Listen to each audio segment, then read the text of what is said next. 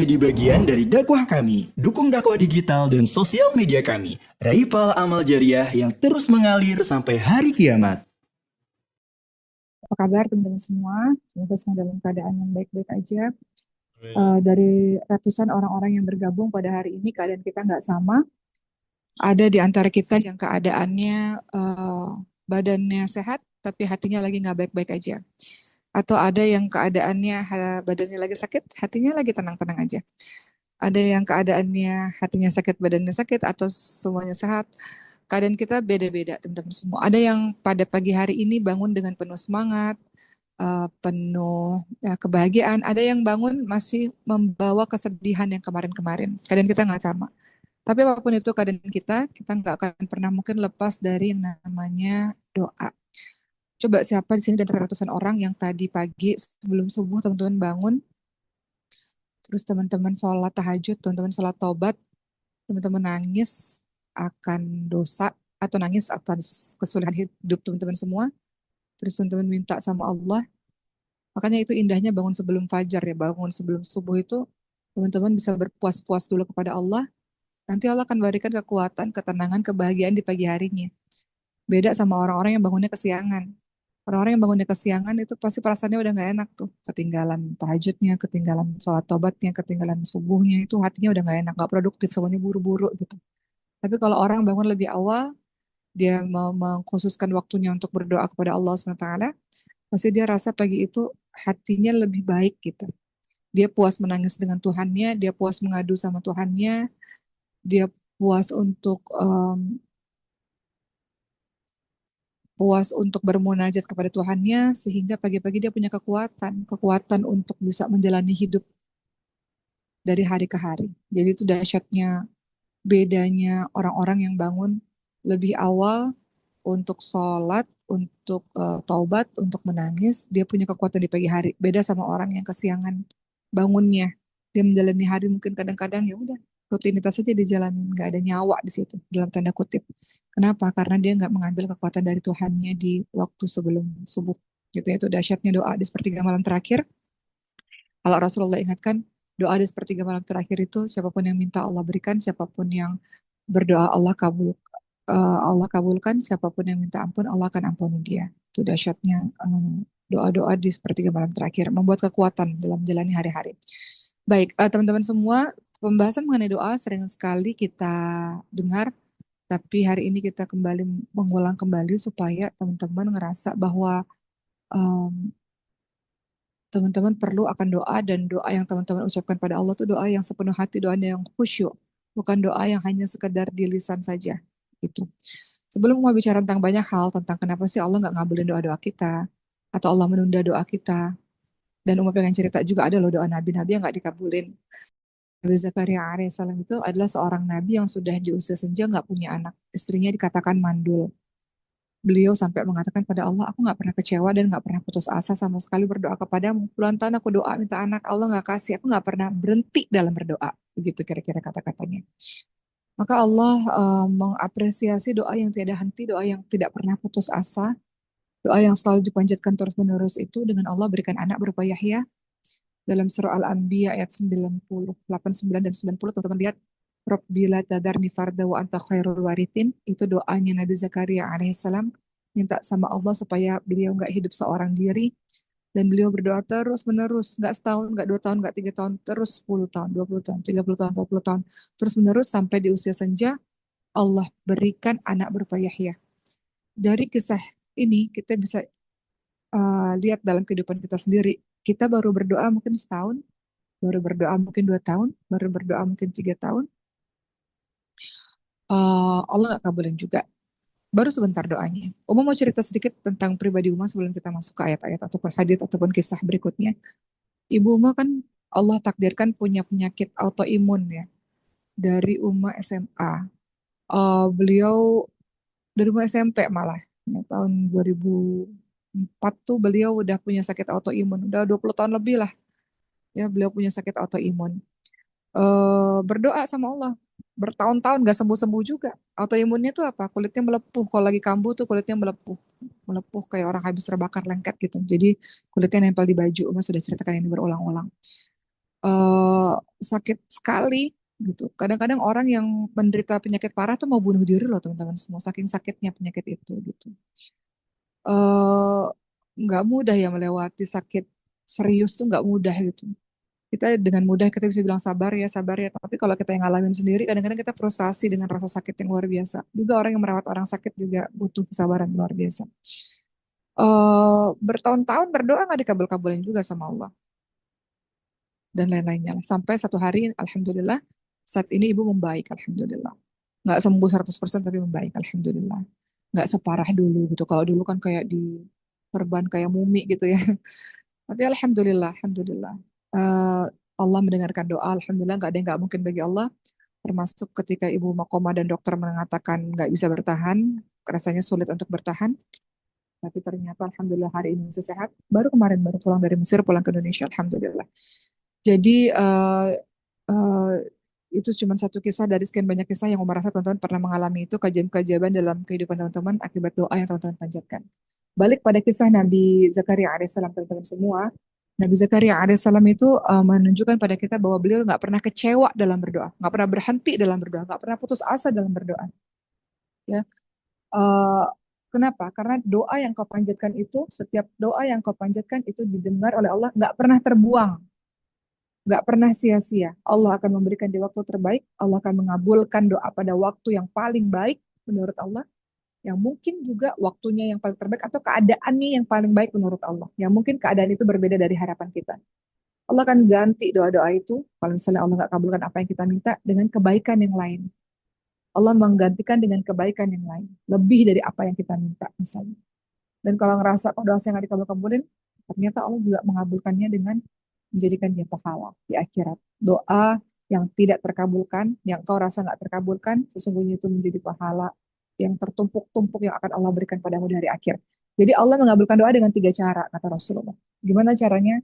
Pertama, kita minta, Allah langsung kasih persis apa yang kita minta.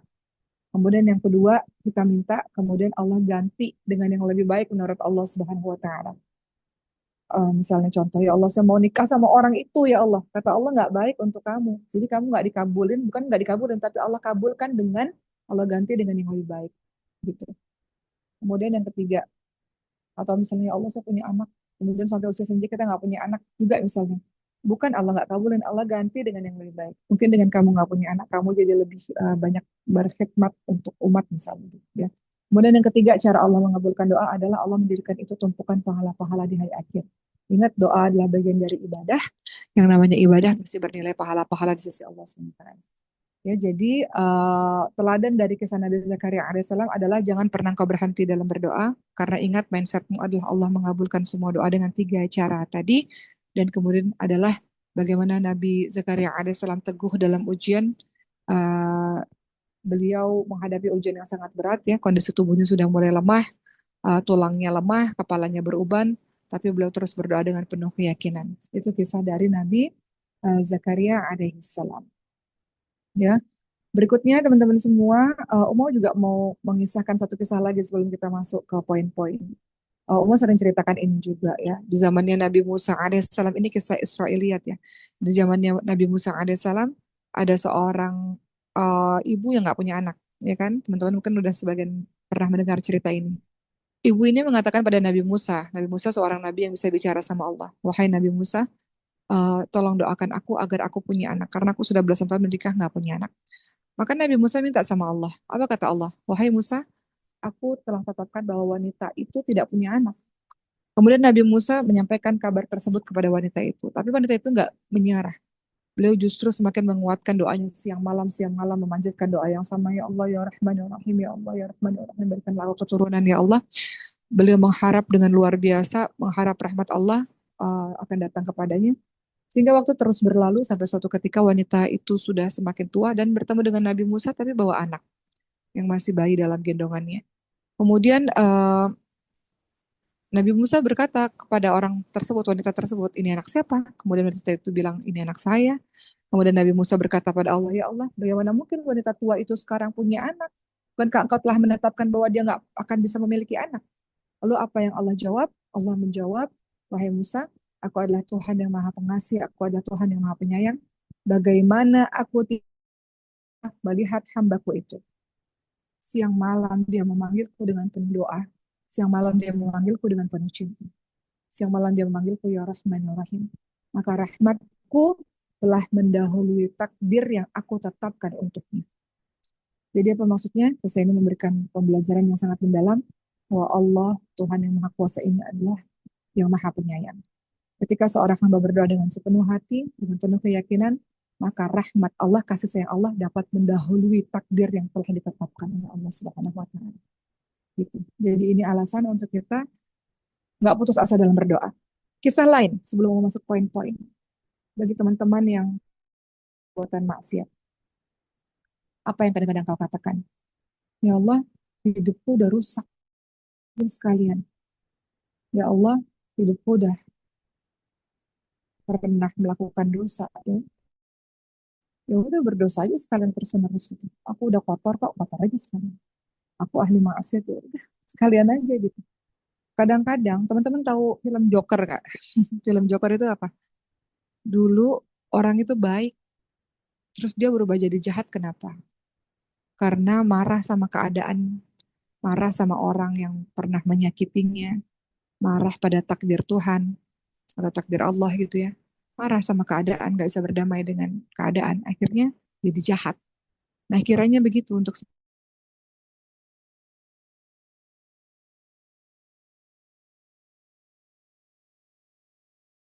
jadi jahat. Terus dia mengatakan, enggak, aku udah pendosa, pendosa aja sekalian. Nggak perlu berdoa lagi sama Allah, udah rusak kok, rusak aja sekalian. Ini adalah orang-orang yang putus asa teman-teman semua. Kadang-kadang dalam fase kehidupan kita, kita pernah mengalami keputusasaan seperti itu gitu. Tapi percayalah, yuk balik lagi yuk sama Allah. Dulu engkau pernah begitu dekat sama Allah, balik lagi yuk. Dulu engkau pernah begitu tenang kehidupannya, balik lagi yuk. Dulu engkau pernah begitu damai dalam kehidupanmu, yuk balik lagi. Siapa yang membuat engkau bisa balik? Ya dirimu sendiri gitu. Dengan apa? Dengan doa, dengan tumpahan air matamu itu. Kau katakan pada Allah, kau rindu pada Allah. Kau katakan pada Allah, rindu akan ketaatan, rindu akan ketenangan, rindu akan kedamaian. Yang bisa membuat kau bahagia siapa? Allah. Dan dirimu sendiri gitu. Maka sebelum kau berdoa, berdamailah dengan keadaan, apapun yang terjadi pada kehidupanmu. Semua orang punya ujiannya masing-masing, berdamailah dengan keadaan, balik lagi sama Allah dengan cara apa? Dengan cara berdoa lagi sama Allah Subhanahu wa Ta'ala. Yakin lagi sama Allah. Tahu bahwa Allah itu Maha Penyayang. Sebagaimana Allah Ar-Rahman Ar-Rahim, Allah Maha Penyayang.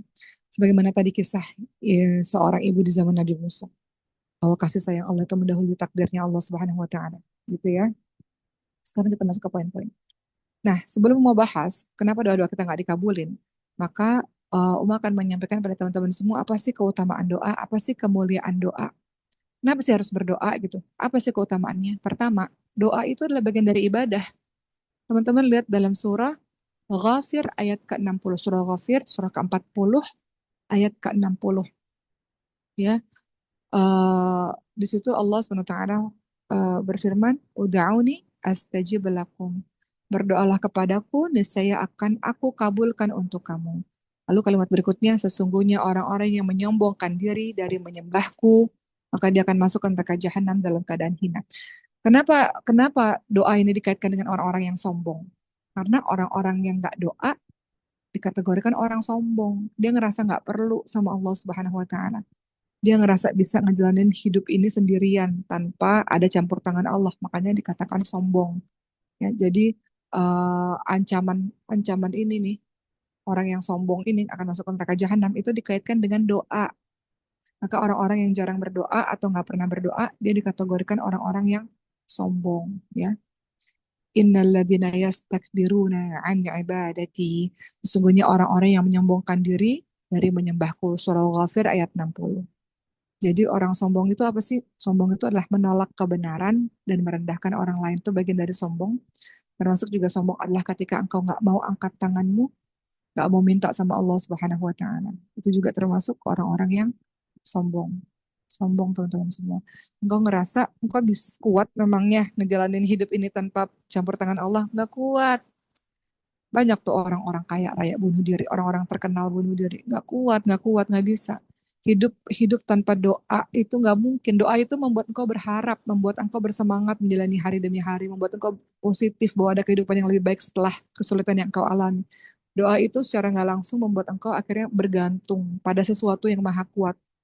Jadi engkau akan baik-baik aja. Jadi keutamaan doa, doa itu adalah bagian dari ibadah. Kemudian eh, eh, dari Abu Hurairah radhiyallahu anhu, Rasulullah SAW bersabda, nggak ada sesuatu yang lebih mulia di sisi Allah daripada doa. Maksudnya apa? Doa ibadah yang berupa ucapan. Ya. Ibadah yang berupa ucapan yang paling mulia adalah doa. Makanya pernah nggak sih ketemu sama orang yang tiap saat lisannya tuh doa terus? Boleh nggak kebiasaan itu ada di lisan kita? Tiap tiap kali keluar kalimat dari lisan kita tuh doa. Uma banyak banget nemuin orang di Mesir ini teman-teman semua. Nggak ada kalimat yang keluar dari lisannya kecuali yang baik-baik dan doa. Semuanya doa, semuanya doa, semuanya doa, doa semua. Mudah banget gitu mau mengucapkan doa tuh mudah. Semoga Allah jaga kamu, semoga Allah mudahkan kamu gitu. Semoga Allah terima amal-amal yang kita lakukan. Biasanya kalau misalnya kayak kita muju-muju orang atau makasih ya dokter, makasih ya Syekh udah ngasih ilmu sama kita. Semoga Allah berkahi ilmu kalian semua. Semoga Allah keluar lisannya semuanya doa, doa, doa. Boleh nggak lisan yang berisi doa itu jadi kebiasaan kita setiap hari gitu? Saat misalnya ada orang yang mengatakan, Masya Allah, kamu tuh penghafal Quran. Semoga Allah mudahkan kita semua dalam menuntut ilmu. Semoga Allah mudahkan kita dalam hafal Quran. Semoga Allah mudahkan kita dalam mengingat apa ayat-ayatnya. Semoga Allah terima. Doa aja gitu. Kalau ada yang muji-muji, ya Allah, Masya Allah bisnismu lancar. Semoga Allah berkahi apa-apa yang kita lakukan. Semoga Allah berikan kemudahan pada kita untuk melakukan semua. Semoga Allah terima apa-apa doa aja semuanya gitu. Jadi ketika ada orang yang muji atau ketika ada orang yang hina, ketika apapun terjadi dalam kehidupan kita, semuanya doa. Murah dalam mengucapkan doa pada orang gitu. Jangan doanya di waktu-waktu tertentu aja enggak. Kan kullu kalimat doa, semua perkataan doa ya kan. Dan apa kata Rasulullah, "Man kana yu'minu billahi wal yawmil akhir falyakul khairan aw liyasmut." Barang siapa yang beriman kepada Allah dan hari akhir hendaklah berkata baik atau dia diam. Berkata baik itu doa. Doa, semuanya berisi doa. Saat ada orang yang mengatakan, Masya Allah, apa-apalah, ketika dipuji-puji orang, kamu baik banget sih, Masya Allah, selama ini, Alhamdulillah, Masya Allah. Semoga Allah terima apa yang kita lakukan, semoga Allah kasih petunjuk buat kita, gitu. Jadi, lisannya penuh dengan doa, gitu ya, teman-teman semua, karena doa apa? Doa adalah ibadah paling mulia, ibadah lisan paling mulia di sisi Allah SWT, termasuk dikrullah tentunya, gitu ya. Kemudian apalagi kemuliaan dari berdoa? Tentu saja Allah akan kata Rasulullah apa? Barang siapa yang tidak meminta kepada Allah, Allah akan murka kepadanya. Ya, karena menunjukkan kesombongannya. Berikutnya kemuliaan doa apa? Tadi ya. Doa itu mampu menolak takdir. Doa itu mampu menolak takdir. Ya, ada hadis dari Salman Al-Farisi radhiyallahu anhu, Rasulullah Shallallahu alaihi wasallam bersabda, La yaraddul qada'a illal du'a. Tidak ada yang mampu menolak takdir kecuali doa. Ya. Eh, Contoh misalnya kita berdoa, ya Allah hindarkanlah aku dari berbagai macam musibah. Doa itu juga bagian dari takdir Allah, ya, bagian dari takdir Allah. Eh, kita lihat teman-teman semua, Rasulullah SAW bersabda dalam hadis yang lain, sesungguhnya seseorang hamba terhalangi dari rezekinya karena dosa yang dilakukan. Sesungguhnya takdir itu tidaklah berubah kecuali dengan doa, kata Rasulullah SAW. Sesungguhnya doa dan takdir saling berusaha untuk mendahului hingga hari kiamat. Dan sesungguhnya perbuatan baik kepada orang tua itu memperpanjang umur. Jadi antara doa dan takdir saling mendahului sampai hari kiamat. Kemudian berikutnya, apa sih keutamaan dalam berdoa berikutnya? Ya. Eh, Teman-teman, keutamaan dalam berdoa berikutnya adalah, atau urgensi teman-teman dalam berdoa, bahwa orang-orang yang nggak berdoa adalah orang yang paling lemah dan apa ya, doa itu kan nggak sulit ya. Maka orang yang lemah adalah, kata Rasul apa? Adalah orang yang meninggalkan doa. Udah lemah makin lemah gitu. Engkau bergantung sama siapa coba kalau engkau nggak berdoa. Jadi orang yang paling lemah adalah orang yang meninggalkan doa. Berarti artinya apa? Kalau engkau kuat, kalau engkau selalu berdoa kepada Allah SWT. Gitu ya. Jadi teman-teman lihat dalam surah Al-Baqarah ayat 186, ini motivasi kita untuk juga terus berdoa. Kata Allah, wa idza sa'alaka 'ibadi 'anni fa inni qarib ujibu da'wata da'i idza da'an falyastajibu li wa yu'minu bi la'allahum yarshudun. Dan apabila hamba-hambaku bertanya kepadaku tentang aku, kepadamu tentangku ya Muhammad, Misalnya kita tanya, Allah engkau di mana ya Allah, engkau lihat nggak sih ya Allah, engkau dengerin nggak sih ya Allah, engkau tahu nggak sih apa yang kau alami ya Allah. Kalau ada yang tanya aku di mana, kata Allah, maka katakan bahwa aku itu dekat. Dan Allah janji, Allah mengabulkan semua permohonan orang apabila dia berdoa kepada Allah. Tapi syaratnya hendaklah dia memenuhi perintahku. Artinya, maksiat menghalangi doa dikabulkan. Karena dalam surah Al-Baqarah 186 Allah bilang, maka hendaklah dia memenuhi perintahku. Kalau mau doa dikabulkan, hendaklah dia memenuhi perintahku. Hendaklah dia beriman kepadaku. Dan agar mereka selalu berada dalam kebenaran. Jadi sebenarnya ayat ini tuh lagi bicara soal di zamannya Nabi itu ada orang yang bertanya, jadi kalau kita minta sama Allah tuh gimana sih gitu? Minta sama Allah tuh gimana? Bisik-bisik tuh Allah bisa dengar nggak sih gitu? Atau dia jauh banget, Allah tuh jauh banget gitu, sampai harus kita teriak-teriak gitu. Maka Allah menjawab itu. Ya. Jadi kalau ada hamba-hamba yang bertanya aku di mana, ya aku dekat. Kata Allah SWT. Allah adalah zat yang maha melihat, Allah maha mengetahui, Allah maha menyaksikan semua yang tersembunyi, semua yang paling rahasia. Allah mengetahui semua perubahan isi hati, Allah mengetahui setiap detik apa yang terjadi kepada dirimu. Uh, maka Allah tahu apapun yang terjadi yang paling rahasia, maka dengan berbisik, dengan lirih saja, maka Allah tahu. Uh, dan Allah dengar permohonan doamu. Gitu ya. Uh, Berikutnya teman-teman semua, berdoa artinya apa? Engkau itu menyibukkan diri kan untuk mengingat Allah, sehingga timbul dalam hatimu ini kemuliaan berdoa ya. Sehingga timbul dalam hatimu itu rasa pengagungan terhadap kebesaran Allah dan rasa ingin terus kembali kepada Allah SWT. Ya kan? Eh, itu orang-orang yang hidupnya tuh akan baik-baik saja. Kenapa? Karena dia menyibukkan dirinya sehingga dalam hatinya itu timbul bahwa Allah tuh besar. Jadi kalau minta sama Allah, minta yang kecil-kecil sampai minta yang paling besar. Bukan kita nggak boleh minta yang kecil-kecil, harus minta yang kecil-kecil. Di zamannya dulu orang-orang soleh minta garam aja minta sama Allah. Minta dari yang paling kecil-kecil, minta garam tuh orang-orang minta sama Allah. Sampai minta yang paling besar. Karena Allah Maha Kaya. Allah bisa melakukan apapun. Jadi minta yang paling besar. Minta surga yang paling tinggi, surga Firdaus. Merasa nggak pantas dalam berdoa, minta yang paling tinggi, minta yang paling besar, minta yang paling hebat. Allah Maha Kaya, Allah bisa kasih semuanya kepada dirimu. Asal syaratnya apa tadi? Kalau engkau memenuhi perintahku, gitu. Ya, taat kepada Allah SWT. Ini nasihat buat umat juga yang masih banyak dosanya ini. Berikutnya, teman-teman semua, kita akan masuk kepada contoh-contoh bagaimana Nabi juga terus-menerus berdoa. Dan doanya nggak hari itu juga dikabulin, enggak. Tapi perlu yang namanya sabar dalam berdoa. Ingat kisahnya Nabi Musa alaihissalam melawan Firaun coba. Beliau berdoa. Berdoanya berapa lama? 40 tahun. Doanya 40 tahun. Ya, 40 tahun agar diselamatkan, dihancurkan Firaun itu, diselamatkan Musa. Firaun dihancurkan itu doanya itu 40 tahun. Ya. Baru dikabulkan oleh Allah SWT dengan semua perjuangan yang dilakukan oleh Nabi Musa. Jadi Nabi Musa tuh capek loh teman-teman semua. Capek loh. Tapi belum nggak berhenti berdoa. Capeknya kenapa? Lihat Nabi Musa dari kecil udah dihanyutkan ke sungai. Nabi Musa ketika ketika mulai remaja ya uh, nolong orang nolong orang tapi malah jadi buronan karena pada saat itu ada orang-orang Bani Israel yang nggak sengaja membunuh. Bani Israel itu kaumnya Nabi Musa ya, nggak sengaja membunuh orang Mesir. Kemudian Nabi Musa membela kaumnya. Akhirnya orang Mesir itu orang-orangnya Firaun, maksudnya orang-orang Mesir itu mati. Kemudian Nabi Musa dikejar-kejar jadi buronan. Capek banget jadi Nabi Musa itu dari bayi dari kecil capek banget dikejar-kejar mau dibunuh. Ya, jadi buronan sampai ke Madian. Sampai Madian nikah disuruh balik lagi, suruh dakwah lagi sama Firaun, dikejar lagi sama Firaun. Capek banget. Udah nolong orang, habis itu udah nolong Bani Israel nih selamat dari Firaun. Tiba-tiba Bani Israelnya membangkang gitu kan. Capek banget jadi Nabi Musa.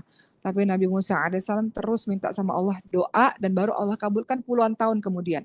Ya, dengan semua ujian yang melelahkan, Nabi Musa memberikan contoh. Kisah Nabi Musa dalam Quran itu panjang ya teman-teman semua. Nabi Musa memberikan contoh pada kita untuk terus bergerak. Walaupun kita ngerasa aku tuh ngelakuin tapi kok nggak ada balasan sama sekali sih gitu. Udah dibantuin malah membangkang. Dikasih tahu malah aku mau dibunuh gitu. Dikasih tahu yang baik-baik malah aku jadi buronan gitu. Ya ngebela yang benar malah aku yang kena gitu. Yang kena batunya. Tapi Nabi Musa alaihissalam menunjukkan bahwa Beliau berikhtiar dan berusaha maksimal yang beliau bisa, dan Allah kabulkan 40 tahun kemudian. Allah hancurkan Firaun dan bala tentaranya. Kemudian lihat kisah-kisah yang lain ya. Banyak kisah-kisah bahwa nabi-nabi nggak dikabulin juga doanya gitu ya. Tapi nggak lantas membuat beliau berhenti dalam berdoa. Tadi mau bilang di awal, mengabulkan doa, Allah tuh ngabulin doa dengan 3 cara. Apa yang kita minta Allah kasih persis, apa yang kita minta Allah ganti dengan yang lebih baik, atau apa yang kita minta Allah ganti dengan pahala-pahala di hari akhir. Doa-doa Nabi lain yang nggak dikabulkan misalnya, doanya Nabi Ibrahim alaihissalam. Lihat dalam surah At-Taubah ayat 114 ya. Nabi Ibrahim alaihissalam punya ayah ya, ayah yang seorang pembuat patung, ayahnya Allah atau pamannya gitu, pembuat patung. Nabi Ibrahim minta pada Allah agar ayahnya itu beriman kepada Allah. Allah nggak kabulkan, ya kan? Atau Nabi Nuh alaihissalam. Nabi Nuh alaihissalam juga minta agar anaknya diampuni oleh Allah Subhanahu wa taala. Ya, dalam surah Hud ayat ke-46. Apa kata Allah SWT? Wahai Nuh, sesungguhnya dia, anakmu itu bukan termasuk keluargamu yang dijanjikan atau yang diselamatkan. Ya, sebab itu janganlah kamu memohon kepadaku sesuatu yang kamu nggak mengetahui hakikatnya, yang terbaiknya seperti apa. Ya, tapi Nabi Nuh terus berdoa, gitu. Nabi Nuh terus berdoa. Tugas manusia berdoa, tugas hidayah mutlak milik Allah. Tugas manusia berdoa, tugas takdir mutlak milik Allah Subhanahu Wa Taala. Kita nggak pernah tahu, gitu ya. Kita nggak pernah tahu apa yang Allah takdirkan, tapi itu yang terbaik menurut Allah Subhanahu Wa Taala. Termasuk juga doa Nabi Ibrahim, doa Nabi Muhammad SAW. Teman-teman tahu nggak? Nabi Muhammad itu pernah mengajukan 3 doa loh sama Allah. Dikabulkan 2 doa, tidak dikabulkan 1 doa. Apa kata Rasulullah? Aku mohon kepada Allah 3 hal, dan Allah mengabulkan 2 hal dan menolak 1 doa. Apa kata Rasulullah? Aku memohon pada Allah agar umatku tidak dibinasakan dengan kelaparan. Maka Allah kabulkan doa itu. Kemudian kata Rasul lagi, aku minta agar umatku tidak dibinasakan dengan cara tenggelam. Allah kabulkan doaku.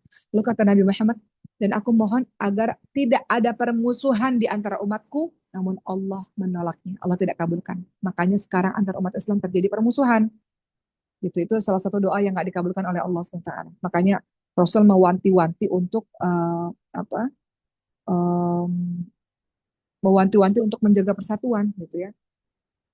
Jadi ini menunjukkan, sebelum Umar bahas yang lain, ini menunjukkan nggak semua doa Nabi itu dikabulkan dengan cara apa yang diminta langsung diberikan persis. Ya, langsung diberikan persis. Kenapa? Karena Allah yang tahu mana yang terbaik buat kita. Allah yang tahu mau diganti yang lebih baik atau dijadiin pahala-pahala aja nanti di hari akhir. Allah yang lebih tahu. Tapi inti dari semuanya, beliau-beliau ini nggak pernah berhenti dalam berdoa. Ada syarat-syarat terpenting ketika engkau berdoa yang harus kita tumbuhkan dalam diri kita. Pertama itu ikhlas. Ikhlas. Teman-teman lihat dalam surah Ghafir ayat 14. Allah Subhanahu wa taala mengatakan fada'ullaha mukhlishina lahuddin. Maka sembahlah Allah dan memurnikan ibadah kepadanya, ikhlas ya. Ikhlas itu lillah. Berikutnya, hal yang juga penting yang kau harus perhatikan dalam doa-doamu adalah jangan tergesa-gesa dalam berdoa. Tadi mau katakan ya. Kata Rasulullah apa? Akan dikabulkan permintaan seseorang di antara kamu selagi nggak tergesa-gesa. Apa itu maksudnya? Engkau mengatakan, aku berdoa, tapi engkau tidak kabulkan. Itu doa dari orang yang tergesa-gesa, itu yang nggak boleh. Kalimat saya berdoa padamu, tapi engkau nggak kabulkan, itu bermakna engkau bosan dengan doamu, lalu engkau akan tinggalkan doamu, seakan-akan engkau tuh mengungkit-ungkit ya, mengungkit-ungkit tentang apa yang sudah engkau lakukan. Artinya apa? Engkau bakhil, pelit banget, baru doa setahun 2 tahun gitu. Dan engkau menyangka bahwa Allah nggak mampu mengabulkan doamu, engkau mengkerdilkan Allah Subhanahu wa taala. Sementara Allah itu zat yang maha mengabulkan doa dan nggak pernah habis pemberiannya kepada dirimu. Maka dilarang sekali ada kalimat, aku berdoa tapi nggak dikabulkan oleh Allah. Itu kalimat yang nggak boleh kita keluarkan teman-teman semua. Karena di dalamnya ada bosan, ada putus asa, ada marah dalam keadaan, ada nggak percaya sama kebesaran Allah.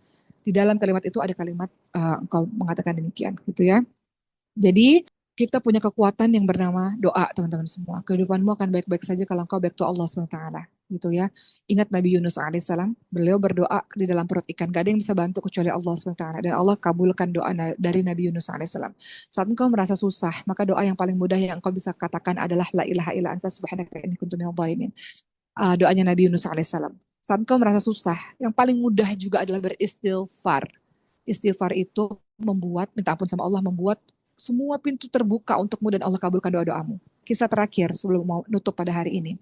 Kisah yang sangat terkenal yang Umar sering ulang-ulang. Seorang imam besar, ya seorang laki-laki tua, nggak tahu kenapa hatinya pengen banget datang ke satu negeri yang sangat jauh. Akhirnya datanglah ke negeri tersebut, berhari-hari beliau berjalan gitu ya, sampai ke sana tidur di sebuah masjid tapi diusir sama orang di masjid. Tiba-tiba ada orang miskin yang tinggal di sebelah masjid, tukang penjual roti, katanya, "Bapak tua, tinggallah di rumahku, bermalamlah di rumahku, besok kau bisa melanjutkan perjalanan." Ketika bapak tua itu tinggal di rumah penjual roti ini, penjual roti semalaman buat roti. Dan setiap kali membuat adonan roti, beliau selalu mengatakan astagfirullahaladzim, astagfirullahaladzim, astagfirullahaladzim, astagfirullahaladzim. Sepanjang malam. Astagfirullahaladzim, astagfirullahaladzim, astagfirullahaladzim. Sepanjang malam. Sampai-sampai orang tua ini mengatakan, apa sih manfaat dari engkau beristighfar ini? Maka kata penjual roti itu, tidaklah semua doa yang aku minta pasti Allah kabulkan. Kecuali aku ingin sekali bertemu dengan seorang imam besar bernama Imam Ahmad bin Hambal. Namun tempatnya jauh, aku miskin, aku tak punya uang, tak punya bekal untuk bisa menuju ke tempatnya, tapi aku sangat ingin bertemu dengan beliau. Maka laki-laki itu bertakbir Allahu Akbar dan memeluk penjual roti, dan laki-laki itu mengatakan, akulah Imam Ahmad bin Hambal. Istighfarmu kepada Tuhanmu yang membawaku langsung menuju kepada hadapanmu. Jadi kisah ini menunjukkan bahwa ada banyak cara untuk Allah kabulkan doa, salah satunya dengan cara yang tak terduga, yaitu dengan betapa dahsyatnya istighfar yang engkau ucapkan setiap saat itu membuka pintu-pintu, dan tiba-tiba rezekimu lah atau apapun itu akan datang padamu.